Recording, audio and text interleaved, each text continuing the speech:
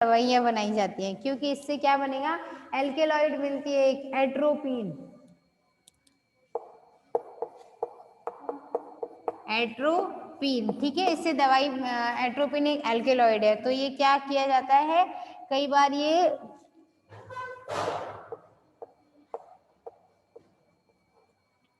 उदर विकार वगैरह के लिए यूज कर लिया जाता है, ठीक है। दूसरी चीज पुतलियों को फैलाने में, या ऐंठन रोधी होता है, सॉरी क्या होगा, ऐंठन रोधी होता है, ठीक है। और आंखों की पुतलियों को फैलाने के लिए इसको यूज करते हैं, आंखों की जो पुतलियां होती हैं उन्हें फैलाने के लिए।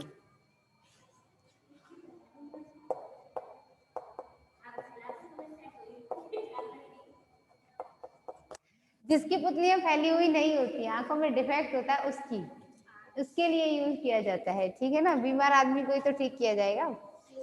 तो एट्रोपा बेलेडोना के बाद आगे आता है हायोसाइमस नाइगर। इधर लिख देते हैं ना आगे।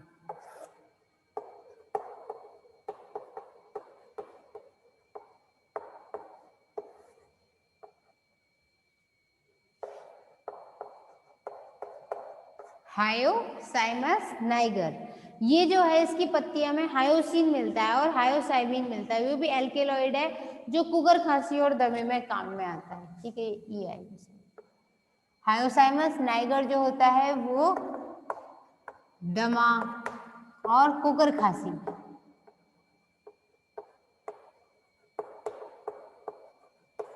कुकर खांसी के उपयोग के लिए प्रयुक्त किया जाता है। फिर उसके बाद आगे है हायोसाइमस म्यूटिकस। हायोसाइमस म्यूटिकस जो है वो प्राचीन काल से ही औषधि के रूप में प्रयुक्त किया जा रहा है, ठीक है। सेरिब्रल और स्पाइनल बीमारियों के लिए, सेरिब्रल कहाँ होता है, ब्रेन में होता है ना, अग्र मस्तिष्क पश्चिम मस्तिष्क का हिस्सा है, तो अग्र मस्तिष्क का हिस्सा होता है सेरिब्रम, ठीक है ना, और सेरिबेलम जो होता है वो पश्चिम मस्तिष्क का हिस्सा होता है।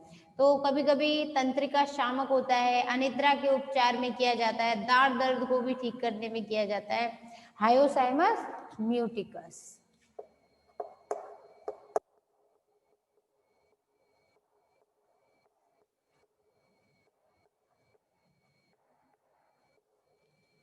हायोसाइमस म्यूटिकस ये क्या करेगा,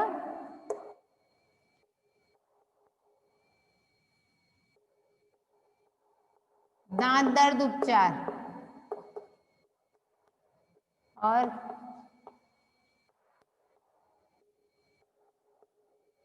अनिद्रा के उपचार में, और इसके अलावा तंत्रिका शामक होता है, ठीक है। ब्रेन डिजीज को ठीक करने में काम में आता है। उसके बाद आगे आता है एक ऐसा पौधा जिसके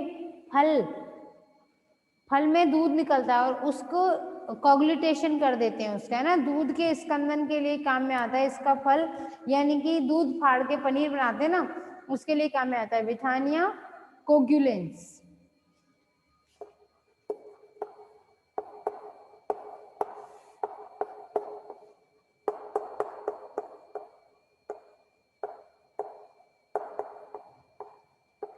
विथानिया कोएगुलेंस जो होता है वो दूध के क्लॉटिंग कोगुलेशन में काम में आता है, ठीक है। तो आगे है डेटूरा स्ट्रोमोनियम, सॉरी, धतूरे का जो फूल होता है ना, अब उससे क्या मिलता है, एल्गेलॉइड डेट्यूरिन मिलता है, जिसको पुतलियां फैलाने का गुण पाया जाता है, और ये एक नार्कोटिक नशे के रूप में भी प्रयोग में किया जाता है, ठीक है। उसे कहते हैं क्या, धतूरा उसका कॉमन नेम हो गया, और उसका साइंटिफिक नेम क्या होता है, डेट्यूरा स्ट्रोमोनियम, या इसे ऐसे लिखा जाता है धतूरा स्ट्रोमोनियम।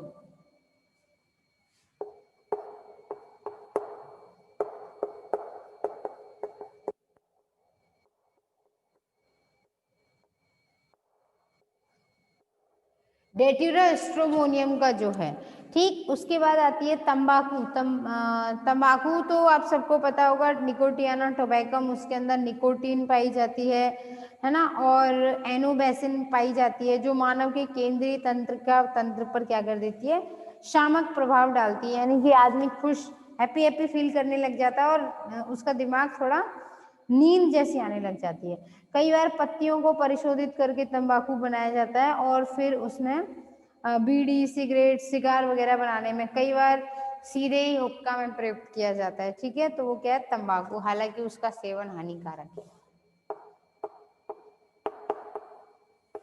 तंबाकू तो निकोटियाना टोबैको, ये पूछ लेते हैं कई बार इसका पूरा नाम, निकोटियाना टोबैकम। ठीक है, तो निकोटियाना टोबैकम के अंदर क्या मिलेगी, निकोटीन मिलेगी। इसकी फैमिली कौन सी है निकोटियाना की, सोलेनेसी। ठीक है, तो आपकी इसी के साथ सोलेनेसी फैमिली जो है वो आज कंप्लीट हो गई। ठीक है, अब आगे बात करते हैं कि कौन कौन सी फैमिली रह गई। कई बार तंबाकू का प्रयोग कीड़े मारने की दवाई के रूप में भी प्रयुक्त किया जाता है।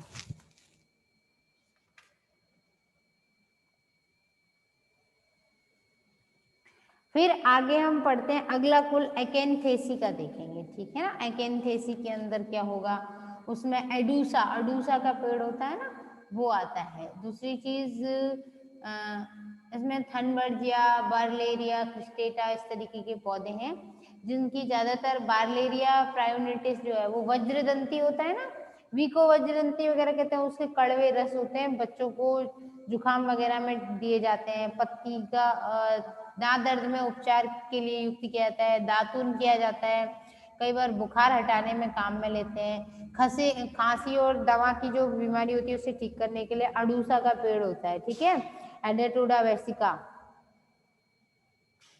तो उसकी फैमिली है एकेन्थेसी। ठीक है, उस एकेन्थेसी को बालेरिया कुल भी कहते हैं। ठीक, तो वही आज पढ़ेंगे हम।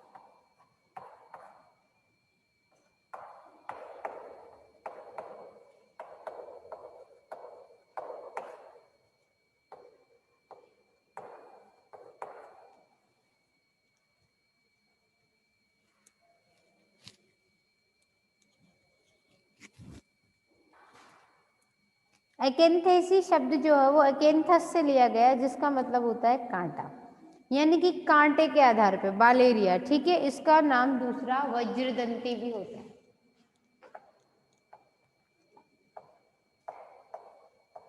कभी सुना है Vajradanti, Vicco turmeric ayurvedic cream ad आता है ना ऐसे, तो इस तरीके से वज्रदंती उसमें टूथपेस्ट वगैरह में भी आता है, कई बार ऐड देखना है ना।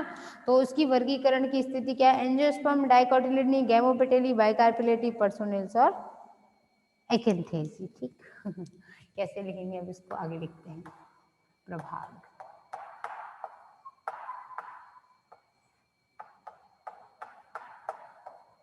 उपप्रभाग, वर्ग, वर्ग के बाद क्या आता है, श्रृंखला,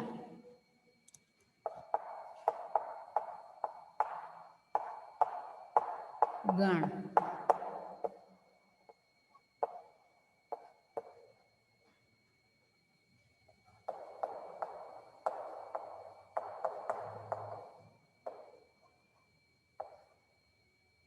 एंजियोस्पर्मी, उपप्रभाग डाइकोटिलिडनी,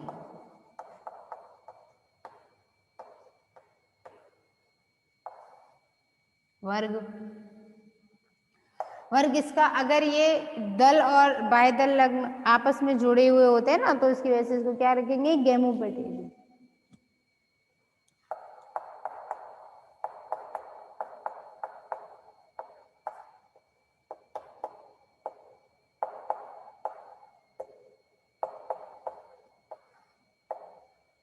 उसके बाद बात करें गण की, तो गण इसमें पर्सोनेल से, क्योंकि पुंकेसर द्विदीर्घी होते हैं, 2 बड़े होंगे बाकी छोटे होंगे, तो पर्सोनेल्स।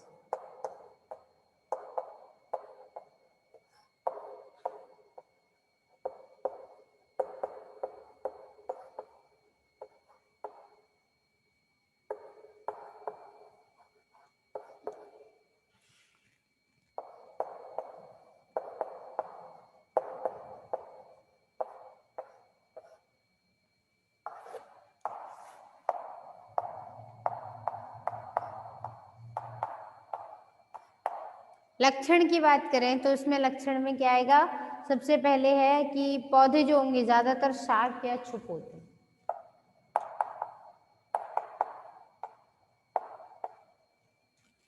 फिर उसके बाद पत्तियों में सिस्टोलिथ होता है, ये कई बार पूछ लिया जाता है। तो पत्तियों में सिस्टोलिथ एस्टेरेसी में मिलता है लेकिन कम, कंपोजिटिव फैमिली में बहुत कम। एकेंथेसी में, पर्ण में सिस्टोलिथ मिलता है। सिस्टोलिथ क्या होता है, CaCO3।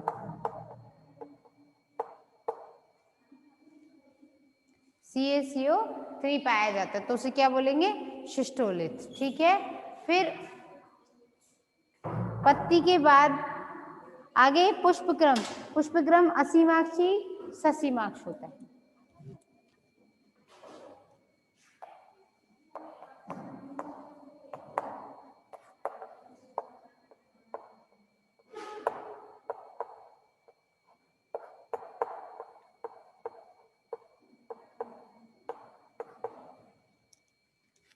पुष्पक्रम के बाद आगे बात करते हैं पुष्प। पुष्प जो है वो एक व्यास सममित होता है।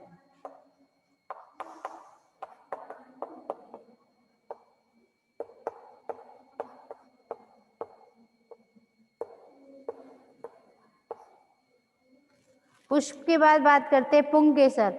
2 से 5 होते हैं, असमान तलों पर होते हैं और उनमें एक विशेष संरचना पाई जाती है जिसे स्पर कहा जाता है।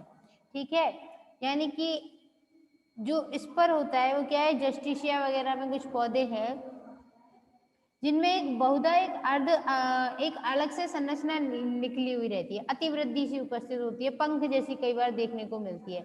ठीक है, आधे निचले भाग से, उसे स्पर बोला जाता है। तो पुंकेसर।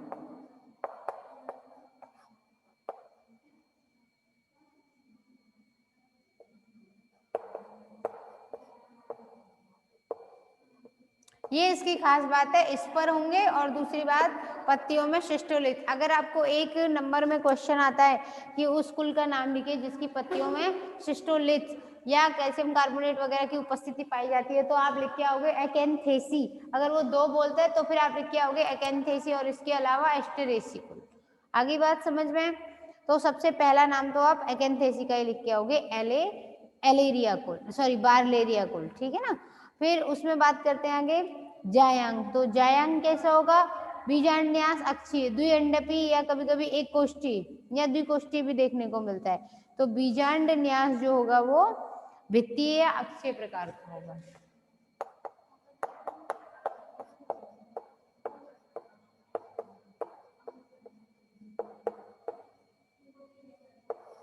जो बीजांडन्यास है वो या तो अक्षीय मिलेगा या फिर भित्तीय मिलेगा।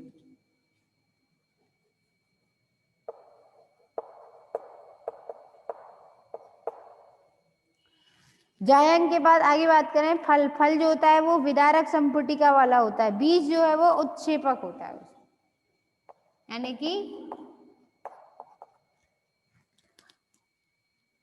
जैक्यूलेटर उपस्थित होगा उसमें।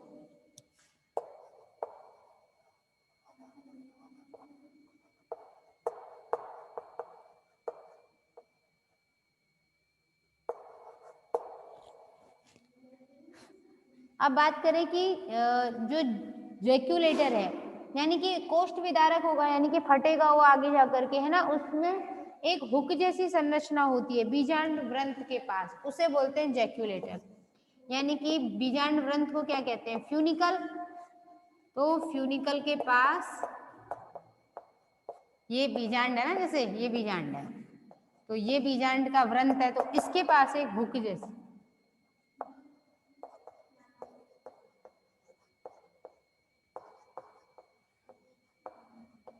संरचना। और यहाँ पर क्या है, पुंकेसर में फैली हुई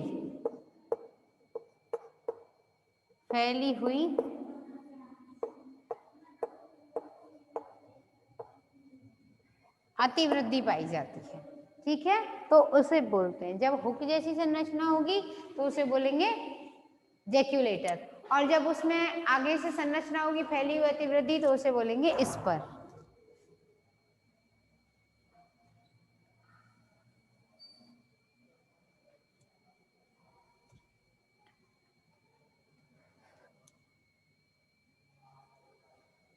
तो ये हो गया इसके सामान्य लक्षण। ठीक है, सामान्य लक्षण के बाद बात करते हैं हम क्या, देखो भाई इसमें ज्यादातर पौधे ऐसे ही मिलेंगे, छुप या शाकीय, एक दो वल्लरी मिलेंगे। ठीक है, तना वायवीय मिलेगा या फिर जमीन के अंदर कुछ में मिला दबा हुआ फिर बाद में उठा हुआ मिलेगा।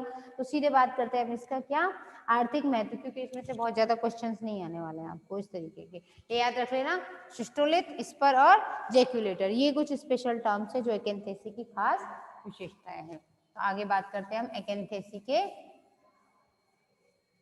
वज्रदंती है ना ये, ठीक है, वज्रदंती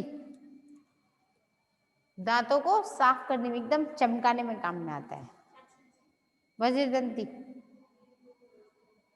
हाँ, विको वज्रदंती आयुर्वेदिक क्रीम।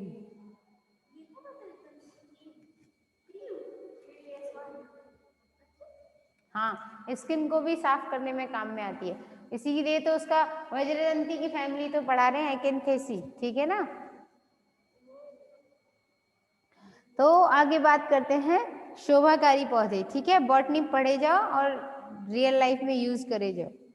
ठीक है ना, शोभाकारी पौधों में कौन कौन से आएंगे इसमें, बार्लेरिया क्रिस्टेटा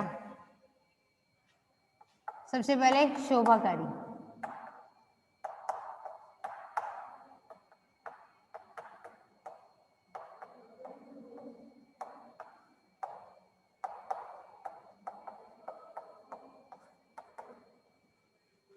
बार्लेरिया क्रिस्टेटा होता है। उसके अलावा इरेंथेमम नर्वोसम,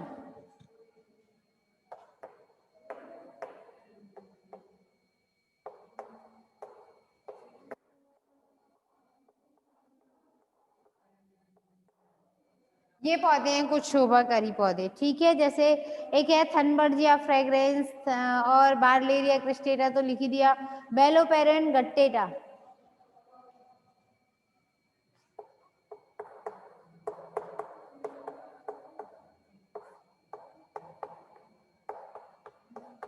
ठीक है, इस तरीके कुछ फ्लावर वाले प्लांट्स होते हैं इस फैमिली के।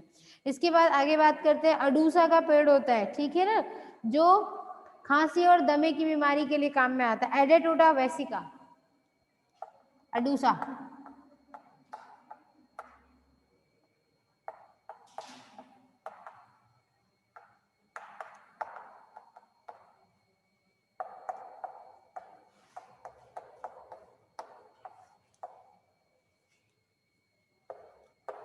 एडेटोडा वेसिका, ये काम में आता है दमा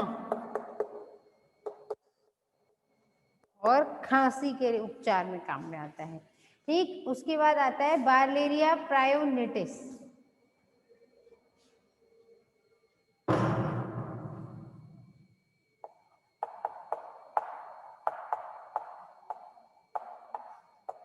बार्लेरिया प्रायोनिटिस,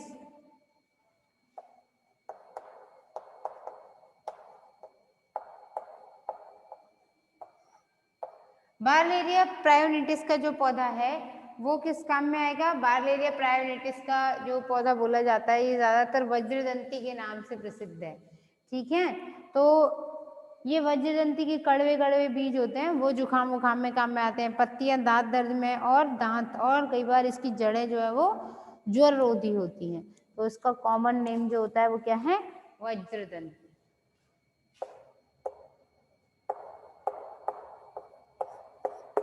तो वज्रदंती के बीज देखो, इसकी हर चीज काम में आती है, जड़ और पत्ती और तने। ये तो दांत दर्द में, दांत दर्द का उपचार में, ये ज्वररोधी मतलब बुखार ठीक कर देगा। और बीज जो है वो खांसी जुकाम,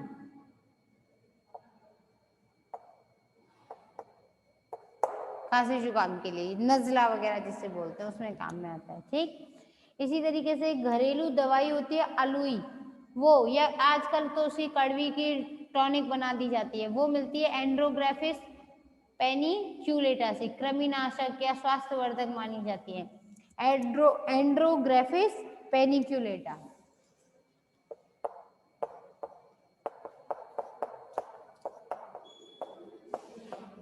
एंड्रोग्राफिस पेनिक्यूलेटा,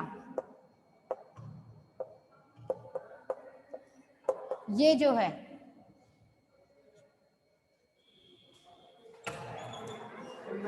एंड्रोग्राफिस पेनिक्यूलेटा, एंड्रोग्राफिस पेनिक्यूलेटा का जो पौधा है इससे अलुई की उपचार में काम में ली जाती है। ठीक है, ये जड़ पत्ती उदर रोग में,